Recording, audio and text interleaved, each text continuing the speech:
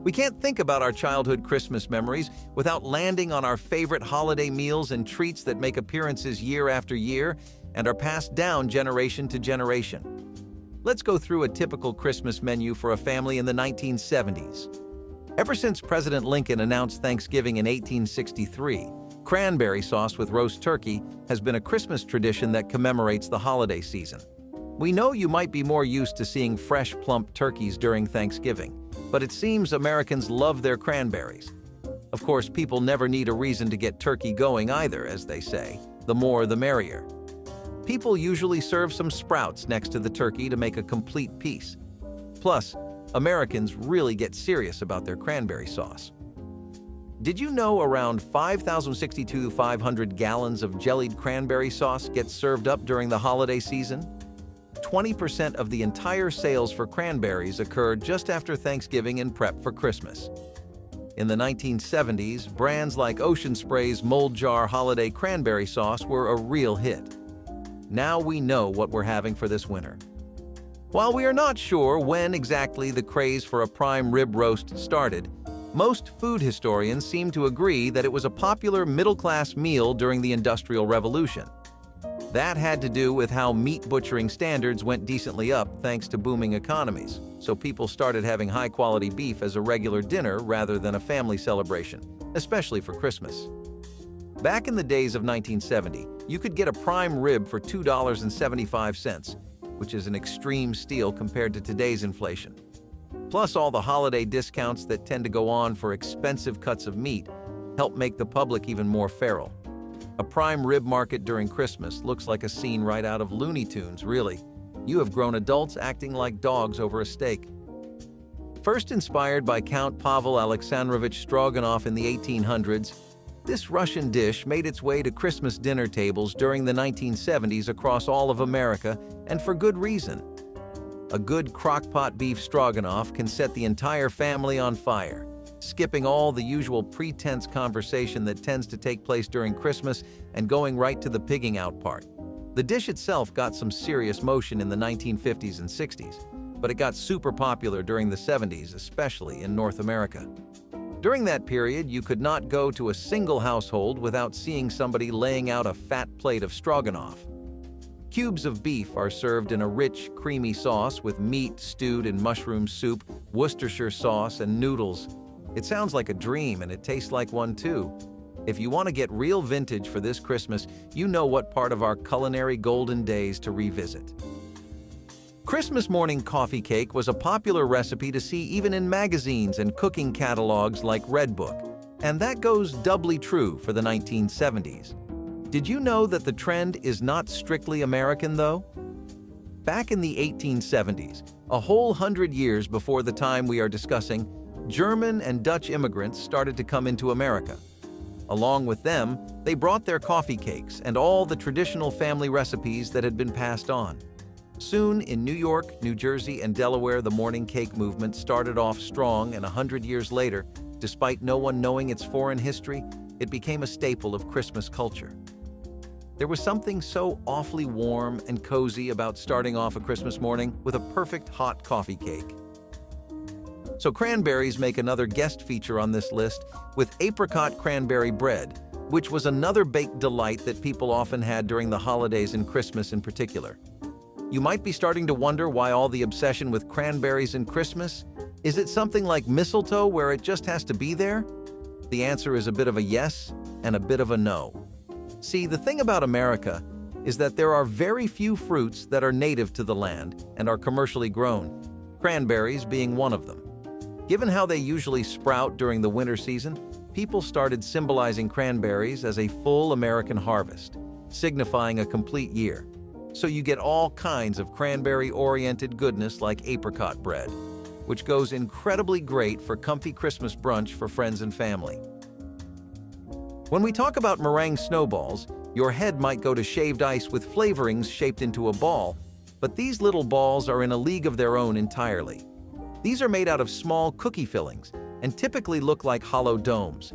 A small peek at the inside reveals an entire roller coaster of flavors to make your Christmas sparkle, and we are talking about a real heavy-hitting sugar show.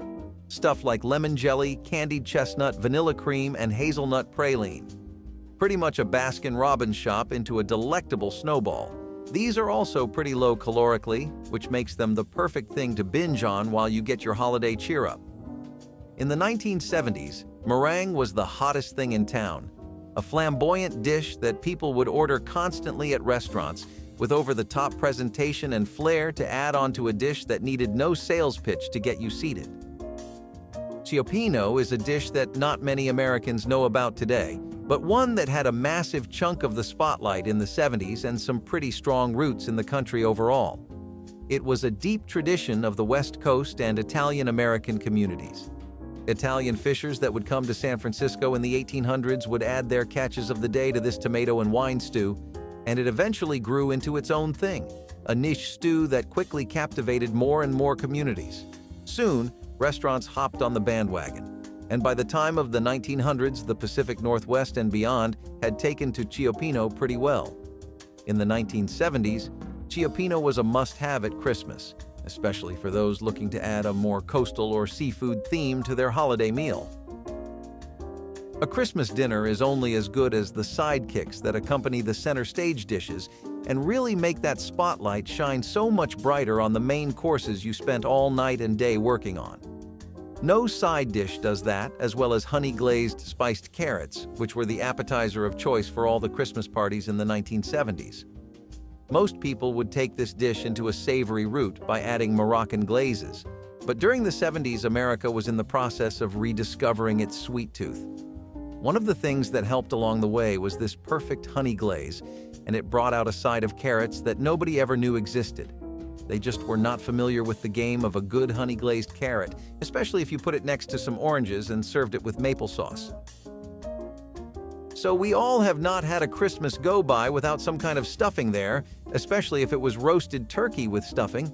The trend started somewhere in the 1860s when Thanksgiving became more and more popular, and as a result, people started to have annual dinners more often. Soon, they began serving stuffed roasted turkeys to accommodate large gatherings, a tradition that carried over to Christmas.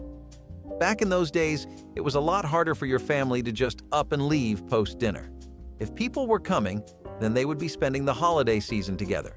And that is why people opted for these big meals that could serve up an entire family. There was nothing that did that quite like a roasted turkey with a nice stuffing to open up. Pigs in a blanket have long been a staple of Christmas breakfasts, lunches, and dinners alike, especially for parties and neighborhood feasts, and it makes a lot of sense when you think about how well they work as a snack. Food that helps a conversation flow better as both of you chat and munch works amazing for holiday celebrations, and nothing fits that bill quite like pigs in a blanket do. They've been a sight at many snack bars, but the very first time America saw the recipe for pigs in a blanket was in the Cooking for Kids cookbook that Betty Crocker wrote in 1957. During the 70s especially, they were a sensation across the Midwest, and even if people would not have them for holidays, they would make it as a casual snack anyway. Despite how they have become known as Christmas meatballs, they actually consist more of pudding than anything else. Never thought a food could catfish, but here we are. Anyway, this is a pretty standard Christmas dish to go for. Things like this are always there for dessert or whenever you would visit your grandma for Christmas, but the idea of making them actual meatballs started blooming in the 70s, and is probably why we have actual protein-filled Christmas snacks instead of pudding now. It seems that people realized you could make a turkey meatball just as good as any plum or figgy pudding and went with it. Not sure if they knew they were creating a trend that would sweep every household in the vicinity. Pumpkin bread is also a Christmas comfort meal that you can find just about anywhere, and it was all the rage during the 70s. Recipes were being published in issues of cooking magazines like Good Housekeeping, which was a pretty big deal then. Anyway, people knew exactly what to do with their winter pumpkin harvest as they preserved the best of the best for Christmas. Most people also seem to think that it originated in Native America or from the Pumpkin Bread Media cookbook. Either way, let's go over the flavor profile of this delicious bread a bit.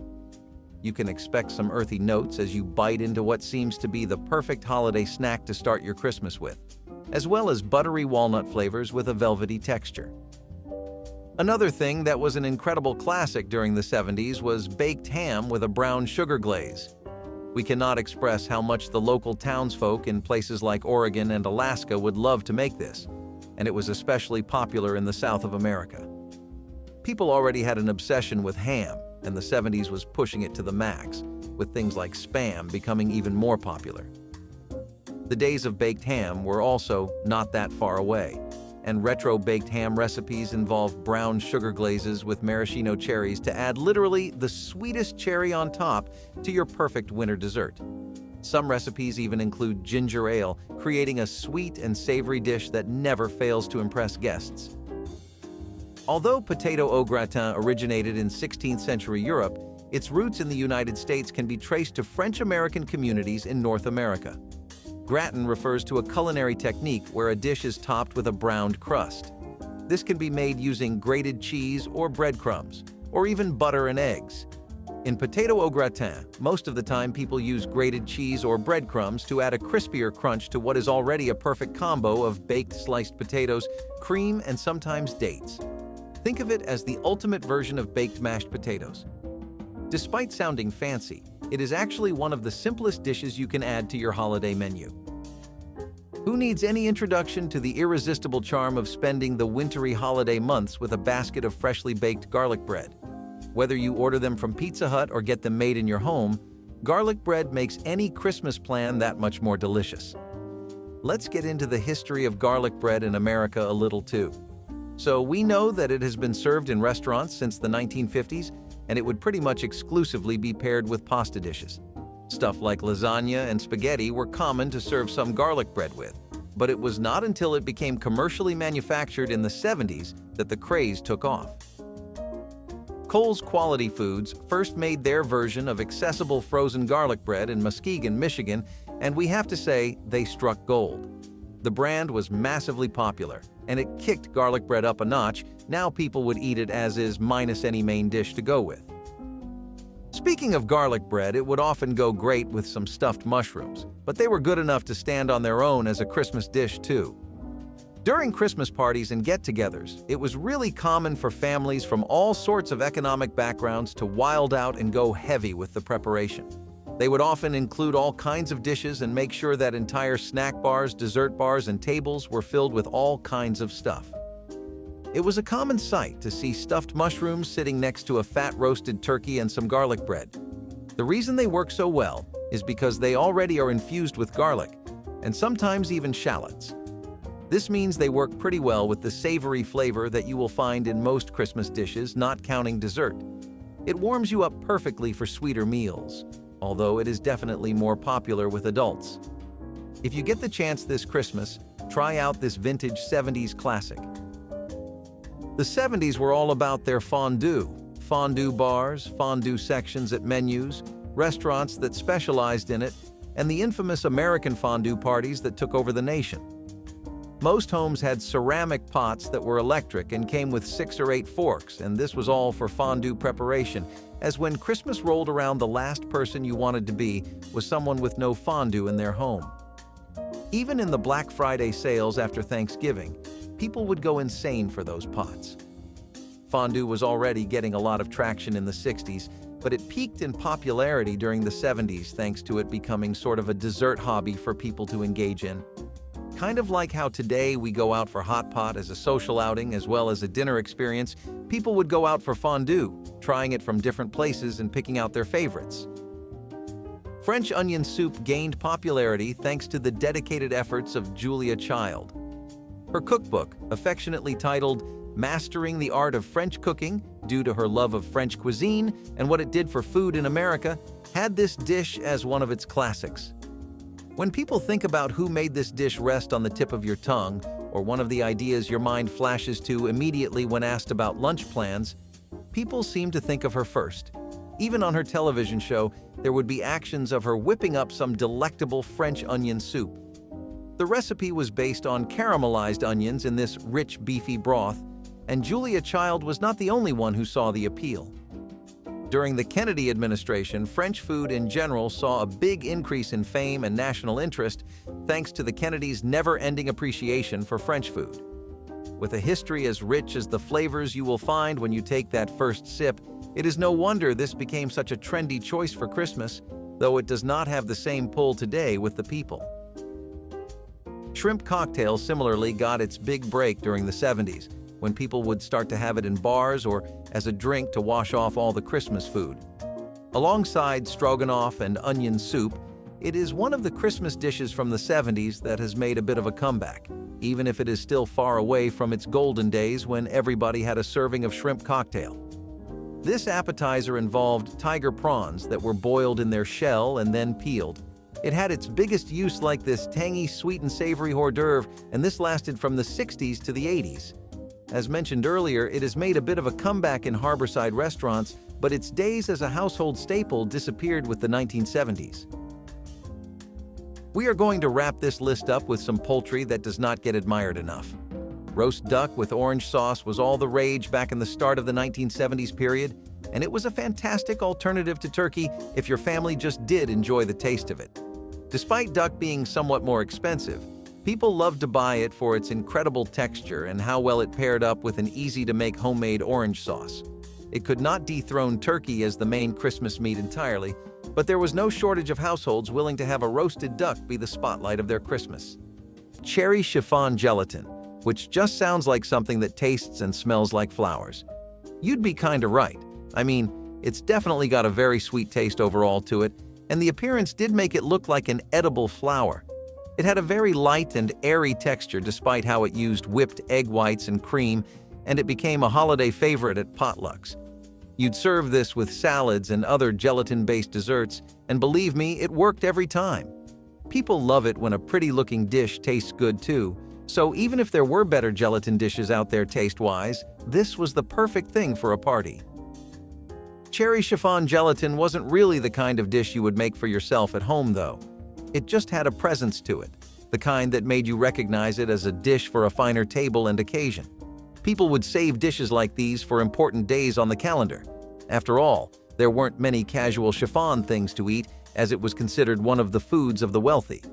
It wasn't until much later when commercial brands for the stuff like Knox Gelatin and Jello were founded in 1890 and 1897, making it something that people could enjoy even at their homes. While it's true that eventually gelatin-based desserts became the norm at potlucks and church dinners, it was still also true that chiffon desserts were still reserved for when you really wanted to make dinner count. The first chiffon pie was brought in by Harry Baker in the 1920s, and ever since then, chiffon-style dishes have always been considered a finer dish. One of the salads you would see with a cherry chiffon gelatin is a cranberry fluff salad. Cranberries are already something you must be pretty used to living in this country, since every Christmas boomer can never seem to let go of their classic cranberry dishes that they swear have been passed down since forever in their family. They're actually not wrong. Cranberries are one of the few things that grow natively in America after all the way from the East Coast to the central United States, which is why it's so popular. These salads were a side dish, but also a dessert, and it was getting harder to tell which was which since both genres of food started taking elements from each other thanks to dishes like this. It was at its highest popularity during the 1970s after the war period, when people had settled back into eating for fun and not for fuel. Despite how it's such a nice dish to look at and eat, it was also forgotten relatively quickly into the 2010s. Thankfully, the recent interest in reinterpreting old American dishes from the 20th century has helped it have a little bit of a revival, so who knows? Maybe we can see a full comeback. Sticking to the cranberry theme, we have something that'll really take your imagination for a run this time. Look, we all love cheese balls. You love them. I have an unhealthy obsession with them. They've always been there for us when there was only sleep for dinner. So they're a pretty personal topic. When people think about cheese balls, they think of a munch-oriented, cheese-filled heaven. So when you combine dried cranberries with sharp cheddar into the classic cheese balls, you get a controversial dish. I don't know how people loved it at parties in the Northeast, but they couldn't get enough of this there. Obviously, not everyone had the same enthusiasm for this. It took two completely opposite ends of the flavor spectrum and mixed them into cheese balls of all things. What do you think? Would you give it an honest shot? A lot of the dishes so far reflect food trends of the post-World War II era, where America was kind of revamping its identity as far as food was concerned. Orange Spritz cookies were a part of a new wave of orange craze that took over the nation. Though the fruit hadn't gotten much love outside of juice before, suddenly everyone and their grandmother were making batches of orange desserts like Spritz cookies. The reason these got pretty popular was through immigrant communities, which you can really credit a lot of food that's popular in America to. The orange zest was key here. It gave it that citrusy identity that the cookies were so known for. Recipes for these were all over Betty Crocker and Better Homes and Gardens cookbooks, and they were the joy of grandmas everywhere, especially since home-based cooking was taking off so well in the 1950s to 1970s era. Remember how we just talked about the way desserts and salads were getting cozy with each other? The lines were only getting blurrier as the years kept on coming and didn't stop, and orange gelatin pretzel salads proved that point while also being another example of the orange movement that was sweeping up home cooking. This dessert salad had its heyday in the 1980s, particularly in the Midwest, and the key to it was the pretzel crust and orange gelatin. These salads were really easy to prepare, which kept in line with the trends that the nation was heading to. The Joys of Jello was a community cookbook that featured the dish in the 1970s because it was really popular in most posh neighborhoods. Tiramisu is a bit of a weird thing.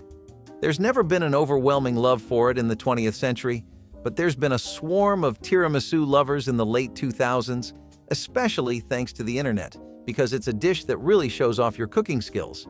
It's an Italian dish that came in the 1980s and 1990s, and one version of it, Tiramisu Yule log cake, got really popular as a part of holiday baking. By now, America was moving pretty far away from dishes like this, though. The emphasis in the post-World War II era was on things like convenience food, thanks to a rise in TV culture. People were also really focusing on experimental dishes that combined foreign influences with American classics. That can kind of explain the birth of the Tiramisu Yule log cake, since the Yule log cake itself is a European classic.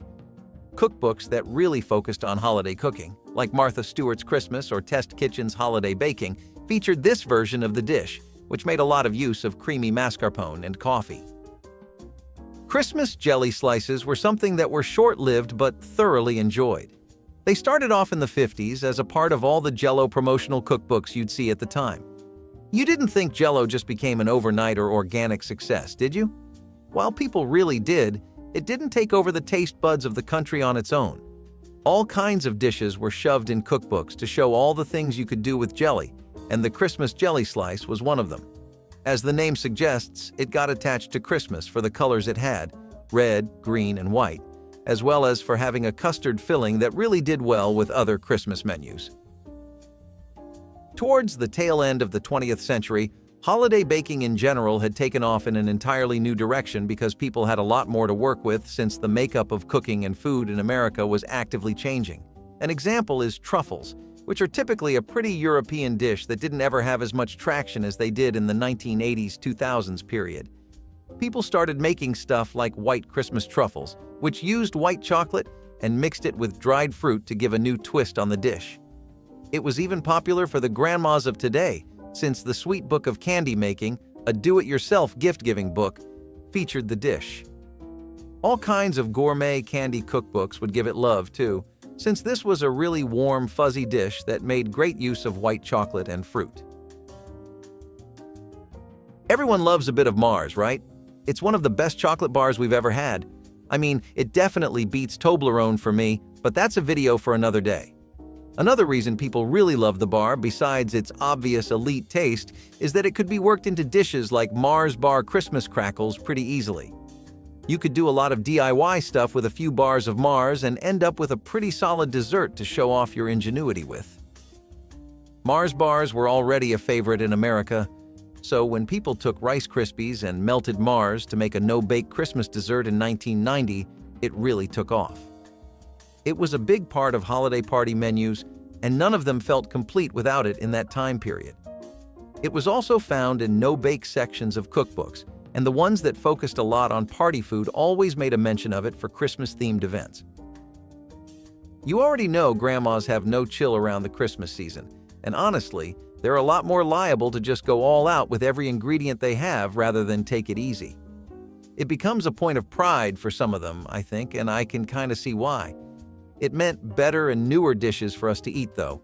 I'm sure all of you can remember the cheesecake craze that dominated the start of the 2000s and how during Christmas you would have variations like the mini Santa cheesecake.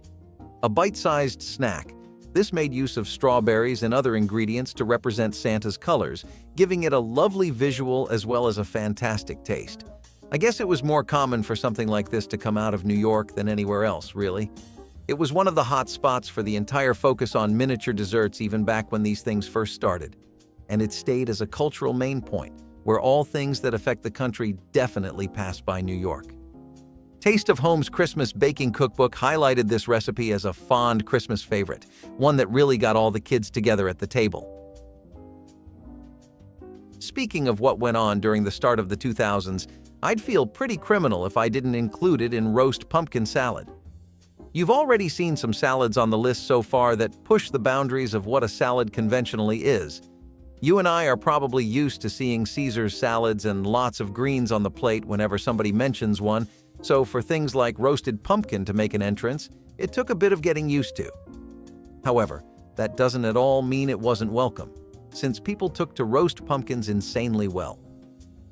California, especially, had a whole pumpkin salad subculture going on, and the dish started becoming more and more popular outside of the holidays, too.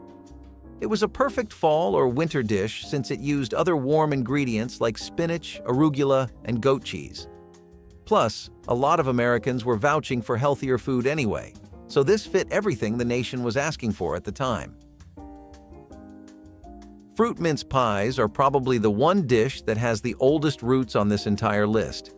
If we want to get really technical about it, then it was made in the 17th century, but it only really picked steam around the 19th century when it decided to let go of meat entirely and instead focused on alcohol and fruit. This was kind of a trend that started only in the 20th century, since earlier versions of the mince pie always meant that you were having a hefty serving of meat to go with it too. However, thanks to the Depression and the World War era, people became a lot more used to eating seasonal fruit and making dishes out of that instead. Meat would rise in price and become pretty unaffordable, especially anything that wasn't chicken. Poultry or red meat was out of the question for most people. Since the dish had some pretty strong European and British ties, it was most popular in places like New England. It then became a part of booze food in American culture around the 20th century, where it was a staple of Christmas parties even outside of European communities that had heavy British-American populations. People couldn't get enough of all the different versions of a fruit mince pie you could get out there. Wanted something with raisins? You were covered. Candied apples or citrus peels? A bakery around the corner does an amazing one. Prefer brandy over rum? Most places had the option for both. When I say they caught on, I mean they spread, like pretty severely. Another much more recent Christmas tradition was chocolate mint slice Christmas balls. These actually came over from Australia, and that's a bit of a surprise since we don't have a big focus on Australian food here. Even when we were importing culture and food from other countries, nobody really looked at Australia and thought, yeah, I need whatever they're on. Anyway, that was different for these Christmas balls because they were some of the first instances of chocolate mint actually gaining a fan base in the States. Mint was something we only really associated with Christmas back then, so it made sense that this dish found a foothold in holiday season cooking. Plus, it also fit the culture of no-fuss recipes that was going on throughout the 20th century. I think after all that rationing and budgeting, people just got used to simple dishes that did one thing pretty well instead of flashy ones with 4 different flavors and themes going on. Something you can rely on is always best, you know? Plus, for most people, it was really easy to make, and it made for one hell of a gift basket, so people adopted this dainty dish into their regular holiday repertoire. Getting a basket full of these mint-flavored balls covered in this dark, melted chocolate was amazing. Americans took it a step further and crushed cookies to make a base for the dough of the balls. It usually contained cookies like Oreos, too. All in all, this was definitely one for people with a massive sweet tooth and for people who don't give in at the tiniest sugar rush. Pavlova rolls are also something you could consider a pretty new concept in retrospect. There wasn't really much of a demand for them until the 60s after the war, when America first started to explore foreign cuisines and experiment with desserts from different parts of the world. Pavlovas are a delicate meringue-based dessert, typically topped with fruits and whipped cream, but the roll version makes use of a jelly-style roll. This variation not only retains the lightness and sweetness of the original, but also offers more portability, making it easier to eat on the go. You know, we probably don't think about this stuff often, but those little details, like whether you can walk around while eating, play a huge role in shaping the popularity and practicality of a dish. Accessibility is key in the food world, and Pavlova Rolls exemplify that principle quite well. The combination of sweet meringue and fruity jelly layers offers a delightful contrast, which may have contributed to their brief moment of fame. However, they didn't seem to do well past the late 90s, possibly because the popularity of jelly-style rolls declined and consumer preferences shifted towards more modern or health-conscious desserts. Trends in the food industry are unpredictable, and even the most well-loved treats can fade out when new ideas or health trends emerge. Christmas salads really set the mood for the whole holiday.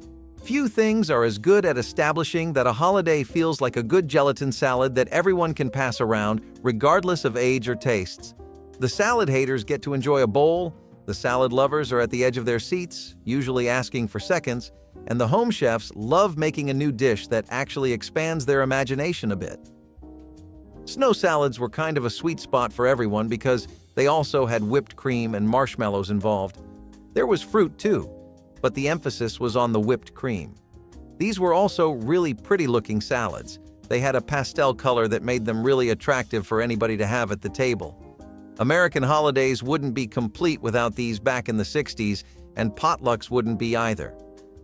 Most cookbooks, like the Joys of Jello or Junior League collections, also included recipes that involved several different variations of snow salads, which were not only very in theme with the season, but also something that just became so ingrained into Christmas tradition that people couldn't imagine a holiday without them. Christmas morning coffee cake was another way to really break in the festive spirit. You would wake up, shovel snow, come back in, and enjoy your morning with some coffee cake. America's probably one of the few countries on the planet with a die-hard fan base for coffee-flavored desserts, as the rest of the world chooses to sleep on this phenomenal combination of coffee notes with famous desserts. Not our cookbooks, though. From Betty Crocker cookbooks to the ones targeted right at your grandparents like the Taste of Home ones, everyone would recommend you start that Christmas right with a morning coffee cake. You could say it really picked up after the 50s, but I would say it peaked around the 2000s. Coffee cakes are already a staple for breakfast or brunch, so when they became a staple for holidays too, it kind of cemented them as one of the most American things you could experience. Really a part of the culture. And I would rather not imagine a country where bakeries don't serve you coffee cake when the temperature drops. Of course, no Christmas dessert that you would associate with home cooking, whether it's your grandma's or your mom's, would be complete without a cranberry-based banger. Hot cranberry bakes were just that, and they were this really sweet, tangy baked cranberry masterpiece that would get mixed with dried nuts or sometimes even oats. Most home chefs at the time would top it off with breadcrumbs that would give an awesome crunch when baked, and the cranberry filling was just to die for. The entire cranberry craze would start every year around the fall, when harvests really peak and suppliers are loaded with fresh stock. This dish had its heyday in the falls after the 1960s, when it caught on as the perfect holiday dessert to make for the family, especially in places like New England. It was different from other food at the time in that it was probably one of the last examples of purely seasonal cooking. You couldn't make this at the wrong times of the year. Molasses? Where would America be without them? Probably in the farms trying to get one more potato than last year. Molasses have been the savior to hunger aches and pains ever since the 17th century, and that definitely continued with the introduction of dishes like molasses crinkles. So some people think that this is an offshoot of molasses cookies, which were really popular in early American baking. They would usually use spices like cinnamon and nutmeg in the cookie recipes, and these were a lot less refined than the cookies we're used to seeing today. They definitely did get the job done though, and their simplicity meant that they could be made in batches easily. The crinkle cookie takes after its predecessor a lot. It's still simple to make, but it uses baking powder and soda now because back then it just wasn't as easily available. so a lot of recipes omit it from the preparation. The crinkle that gives the dish its namesake wouldn't have been possible without these two ingredients, and the cookie became a fan favorite of cookie heads all over America. The cookie batter was also something that home chefs and their kids loved eating, but don't let anyone tell you about that. It was great that they came back around the 50s when America was still reeling from the effects of a horrible recession and 2 world wars, and the populace needed easy, accessible food more than ever. Even Betty Crocker put a great word out for these cookies, and once again, molasses became a key part of the culture of the era. Honey glazed carrots are just as good of a refresher as a fun winter salad, and they are wonderful to munch on if you do not feel like eating spoonfuls of even some dessert. Glazed carrots were a common side served alongside a hot and tender potato casserole during the 60s to 80s. It was almost a given, really. Dishes like these really drove the seasonal demand up in the local farmers market, and it was a common part of grocery shopping lists. A honey-glazed carrot serving is usually soaked in a sweet and thick mix of butter, brown sugar, and sometimes cinnamon. People would caramelize their carrots as well and serve them with ham for style points. Honestly, we cannot be sure why this ever faded away, since it seems like a pretty solid idea all around, but you can never predict culture changes. So apple bourbon pies took center stage in the latter half of the 20th century when bourbon-infused desserts became particularly popular. A lot of people already have apple pies and mince pies, so when they started to experiment with some other ingredients, a lot of state-to-state versions of this pie came about. Apple bourbon pie would taste very warm and rich in its flavor, and it was traditionally a part of a lot of festive celebrations in America.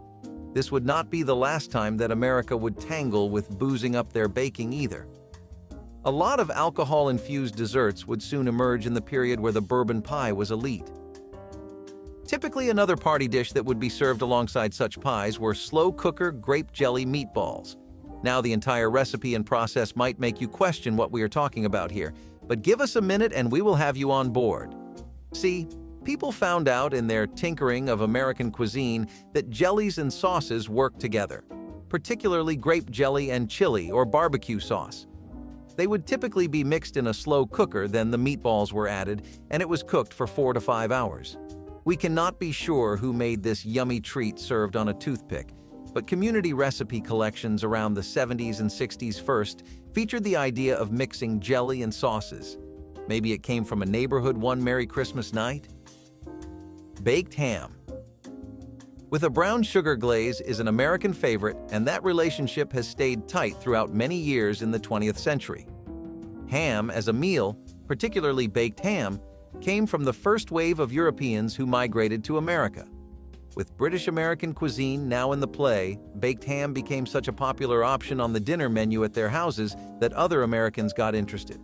Soon, everyone was having baked ham, and midway into the 20th century, people started messing around with different glazes. Once they stumbled on brown sugar, which added this hit of caramel and made the ham so much richer, it became a primary choice for Christmas for many years, until brown sugar as an ingredient became very rare in American cuisine. Ambrosia pudding pie was a dish that shook some culinary norms when it first came around because it has its roots in ambrosia salad. This salad was a traditional dish at American tables throughout the 30s to 50s and much of the early 20th century. A pretty citrusy and flavorful mix, it usually had things like coconut, mini marshmallows, oranges, and diced pineapple. First, people added whipped cream and cream dressings, which eventually led to using it as a pie filling in a beautifully presented pie crust. It was a real showstopper, the kind that would leave your in-laws speechless during dinner and gossiping non-stop after it. The crust is usually filled with either an ambrosia pudding or custard, and some states like the South would add fruits or nuts too. It definitely is something that is more of a nostalgic sweet than a current trend today, despite its strong pros. Now, homemade eggnog is something that comes to our tables as naturally and certainly as snow falls to the ground. An absolute must-have that Christmas just does not feel complete without. Something that even overtakes the esteemed fireplace and hearth in terms of getting the Christmas cheer going. It is a favorite. Have you ever wondered when exactly it first got viral, though? You would have to go back all the way to the colonial times, where it was really popular in medieval Europe, who eventually brought it with them to the American upper class as a Christmas treat. Since the ingredients were so simple and easy to get, normal people and households everywhere started making it too. While it is not as popular in homes in the 2020s as it once was, it is still an icon of Christmas cooking. Creamed codfish, on the other hand, was something that America did not get too familiar with until the early 20th century. Traditionally, dreamed codfish would always involve some salted cod that had been soaked, which was then flaked and prepared in a creamy white sauce. People would usually opt for milk-based sauces, so they had a pretty thick, warm, and flavorful meal. Salted codfish became especially popular because of how cheap the overall preparation was. Plus, before refrigeration became really popular, people would always have salted cod lying around because cod was really easy to preserve. People have come a lot farther in terms of what they can preserve and the meats we have day to day now, so cod fell out of fashion.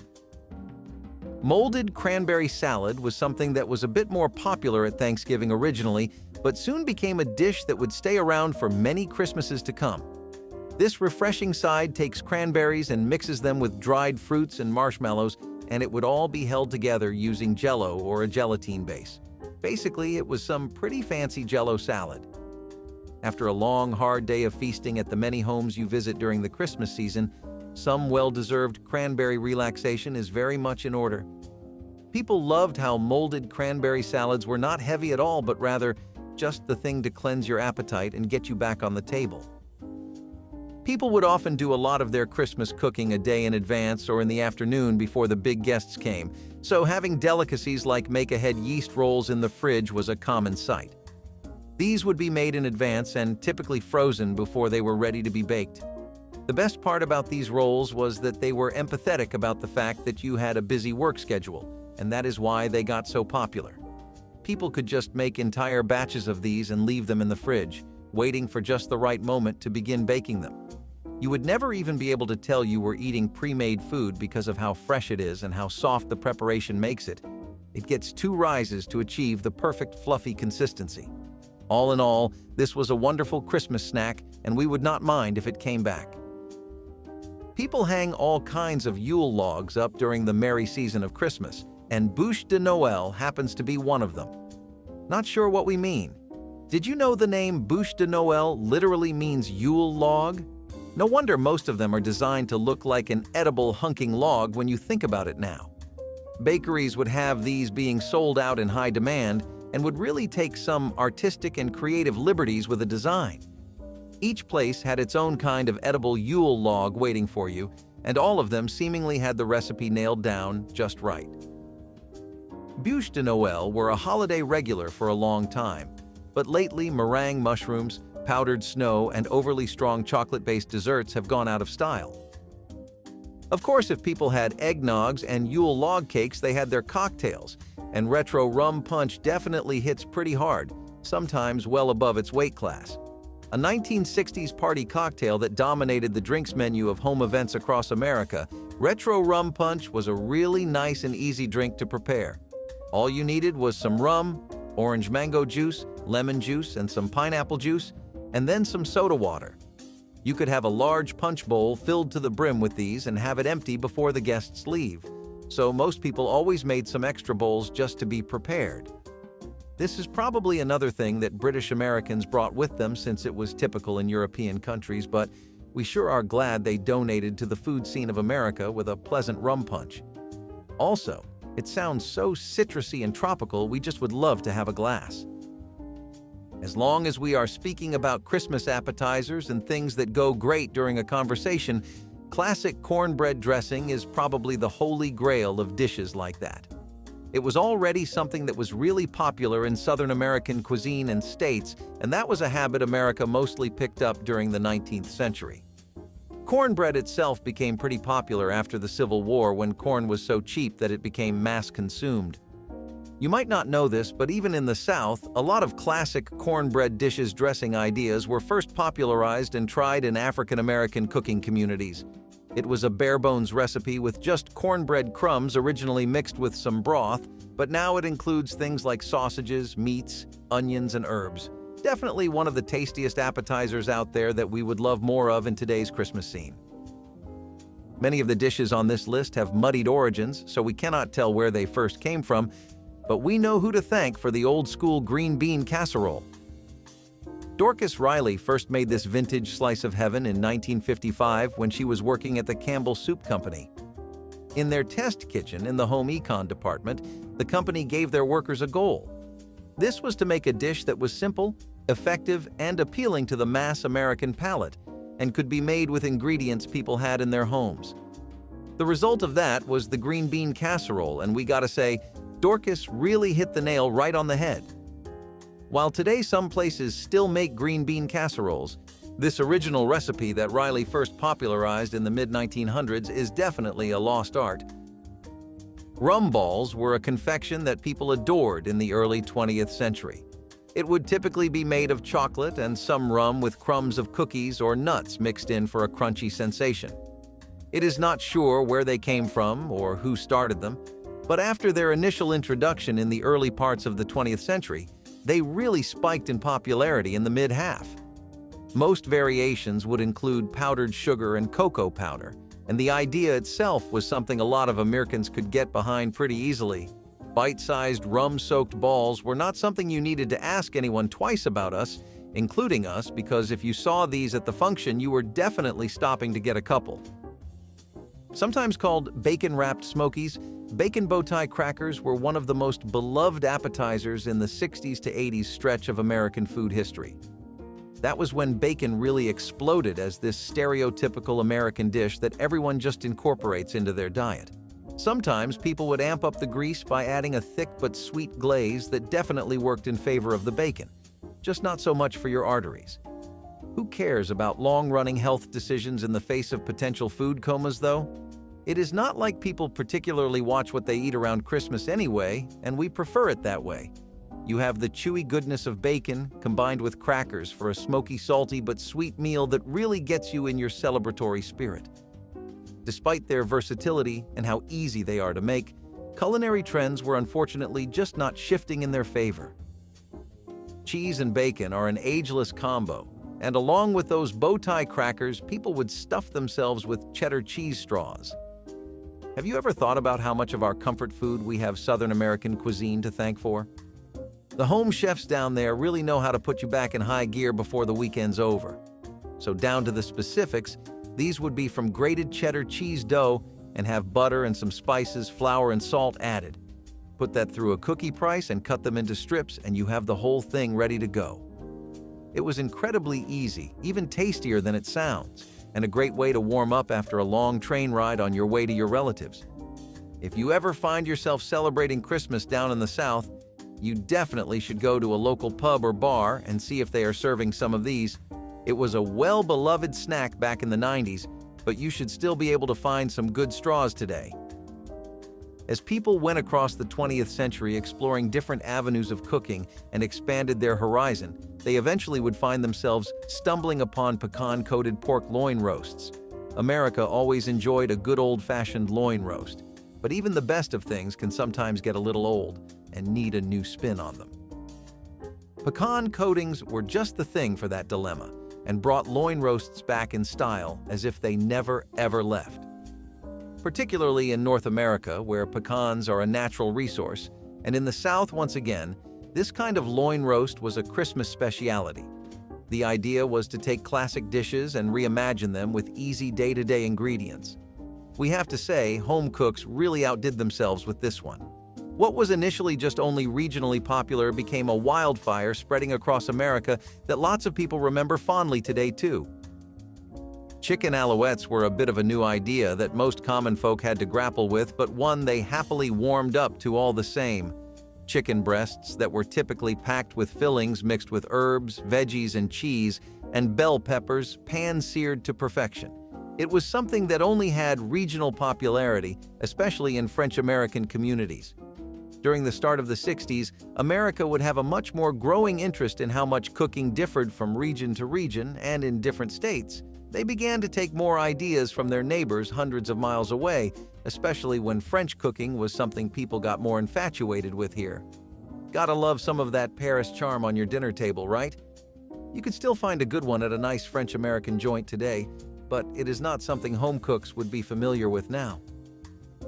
First making its appearance in New Orleans, Louisiana during the end of the 19th century, oyster Rockefellers are a certified American classic, and anyone would agree with you.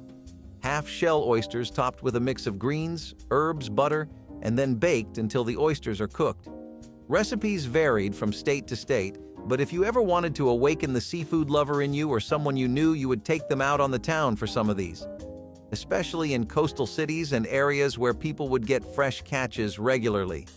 Honestly, we think seafood has been a little ignored lately in the culinary trends of the nation, and we would love to steer America's ship more in the direction of oldie goldies like these. Something that really is known for the waves it made in the 18th and 19th centuries. You have layers and layers of this nice, thick sponge cake, or occasionally pound cake, which gets drenched in all the sherry and bourbon it can soak up. Inside, there's a lovely custard filling that's to die for, making full use of all the best in-season fruits. It was something that got very popular in the antebellum South, since back then, using alcohol in food was something that was only reserved for those with big wallets. I guess it was something in the South Carolina or Georgia air back then that made people crave boozy food. These kinds of influences in cooking were common for the South, where honestly, most of their food was known for its African and European influences. Plus, the fruits they would use for Tipsy Parsons were always in season in the South, so it became a regional specialty for them too. The name suits the dish though. It uses an incredible amount of alcohol to get the job done, and you definitely could get tipsy off of it. It never really tasted anything like brandy or whiskey though. I mean, if you really tried, you could get some faint notes, but it would be hidden under a lot of blackberries or strawberries, with biscuits squashed in the middle and a pretty heavy base. Speaking of more boozy food, did you ever wonder where the tradition of Jello Shots started from? Well, by the 1990s, everyone was getting drunk off of alcoholic gelatin, and people even started having themed Jello Shots for different parties. For example, Christmas parties would have candy cane Jello Shots, dressed up like the iconic candy canes you'd always associate with Christmas. Around the start of the 2000s, people actually started experimenting a lot with what they could do with Jello Shots. They used different colored ones and associated flavors with themes, which worked because they really were trying to create Jello Shots that looked and tasted great. It really took off in the late 2000s all over the nation, so there isn't a specific state where Jello Shots were more or less loved. However, there is a certain phase of life with which you commonly associate Jello Shots. There's been many stories of otherwise tame people having one too many Jello Shots at a college party or bar and ending up with memorable incidents. Maybe that's what the supposed inventor Tom Lehrer intended anyway. It seems singers back then were even more known for partying than they are today, because apparently Tom would serve these up at his, and that's how he spread the idea. Most people thought they were a much more refreshing way to have shots, and that's probably what helped them keep their momentum well into the 2000s too. That's all for partying in well-off times though, but if you go a little bit towards the past, namely the post-World War II era, you'll find that practical dishes like no-bake eggnog icebox cakes were a lot more popular. So, in case you don't know, they used to have ice boxes to keep things cold before refrigeration, as we know it became a thing. In the post-war era, there were still a lot of people who lived by rationing and making the best use of everything. Habits in wartime are hard to get rid of, right? These cakes became really popular because they used eggnog and were a convenience dessert. Plus, the tradition of icebox cakes was something that had been made really accessible to maintain. Thanks to companies like Nabisco, which continued to make their chocolate wafer cookies and popularized icebox cake recipes with those at the core, it just meant that everything you needed for it, you could buy. It was also a sign of how Americans would go towards food that was ready-made more than food that needed to be cooked from scratch. While it may not have the same attention to detail, it gets the job done pretty well since sometimes you just need good food that hits the spot. It doesn't have to be perfectly presented or made. These recipes came pretty close though. Back to the dawn of the 2000s, which brought a lot of new stuff with it using unfamiliar and familiar concepts. One of those was profiterole, whiskey, and maple trifles. Profiteroles themselves were just these cream-filled pastry puffs, which caught on within America when the country started to deeply explore French cuisine. They were one of the first kinds of choux pastries that you could find, which is the same kind of pastry they used to make eclairs and cream puffs. It was really common to see profiteroles in New Orleans, where the first French immigrants and settlers had made communities and waved their recipes into the culture of American eating. Those recipes never called for using trifles, though, which to some was sort of seen as an affront to tradition, but to most it was seen as a very fun way to get a trifle-based dish as a reliable option for a Saturday night dinner. This dessert had a lot of elegance to it, which made it perfect for outings with meaning or any kind of celebration. This maple version used whiskey and maple syrup, which gave it a very nostalgic flavor you definitely associate with American eating. It got really popular in Midwestern and Southern restaurants in the 2000s, and the dessert was amazing at working both whiskey and maple syrup into one neatly blended flavor. We're going to stay in this 1950 to 2000s period for a while, so buckle up. It's not a surprise either, since some of the most prolific dishes of the 20th century came out of this specific half of it. One of the most iconic recipes from that time was Forgotten Kisses, which were a meringue-based cookie. They got the name because the cookies would usually be left in the oven even after the time was done. If it doesn't make sense to you at first, they'd put them in for hours or overnight usually, so people would forget all about them until they were perfectly ready to eat. I guess there have been weirder names in history for food. Anyway, you're probably wondering what the point of leaving them for that long even is. After all, who doesn't like fresh cookies? People did this because it apparently made them firmer and gave them their unforgettable light and airy texture. Plus, meringue cookies stay okay even if you leave them for a really long while. These cookies were also kind of a sign of the times, because around when they were making waves in bakeries and holiday cookie exchanges, slow cookers also became a thing. It was a part of a new trend in American cooking where the masses were favoring recipes they could prep, leave, and forget about until they were ready, while still being inexpensive and easy enough to get. Hey, every family needs to eat, and sometimes doing it on a budget is ideal. So if that was you back in the 1960s or 70s, then you would often get your sugar rush satisfied with Forgotten Kisses. It was pretty inexpensive to make, and home baking was already the trend back then anyway. You're in luck if cookies are your thing. I got another solid one for you right out of the hearts of 1950 cookbooks. Cherry Winks, as you can guess, were this cookie that really highlighted how good a maraschino cherry can get. That wasn't all, though. It was one of the first cookies that used the stuff it did. The foundation for the cookies is an oatmeal cookie base after all, and that's been around way longer than either you or me. It was in the post-war period that most of the other ingredients involved with Cherry Winks started becoming something everyone everywhere in the States could afford and get. Still, this was a unique recipe, all things considered. I mean, where else will you hear about dates, cherries, and crushed cornflakes in a cookie winning a Pillsbury Bake-Off contest? Yeah, I thought so. The baking trends in the 1950s were pretty experimental, and here it shows.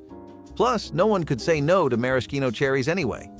Mix all that with rolled oats, brown sugar, and vanilla, plus some sweetened shredded coconut, all widely available commercial products now, and you can understand how this dish took off the way it did in a time where home baking was trending like never before. If you ever ask your grandma about this, I'm sure she can recall a Christmas or two where there were ample cherry winks to go around. I guess wafers are close enough to a cookie that this could count, but I'll leave that for you to decide. If we go over to states like South Carolina, especially in places like Charleston, then you can find some traces of Benna wafers. They were sesame seed cookies that came from the Gullah Geechee people of the Low Country, and the Benna seeds were a West African variant that were brought in because of the slave trades. The Gullah Geechee were descendants of those same slaves who had worked in plantations across South Carolina and Georgia, and a lot of their popular recipes that made use of Benny seeds would become mainstays of the cuisine in those areas. They had specific knowledge on how to grow these seeds, as well as how to properly make use of them in cooking, and they were always used in sweets and desserts even then too. In their culture, it's meant to be good luck, so dishes that made use of them were for holidays more than anything else. They were given as gifts or brought on over at parties as a snack, and they had a lovely nutty flavor that gave them a lot of support at crowded parties. Later on, throughout the years, it became more common for others to use dishes like Benny wafers as Christmas desserts, especially if you were having a table that was entirely home-cooked. Not that people had that many options for buying stuff for Christmas stores back then, not like we do now. Speaking of, what do you guys usually get for Christmas food? Or do you not order or buy anything at all? That wraps up some of the most famous Christmas dinners back in the 70s. Like, subscribe and let's keep these memories alive.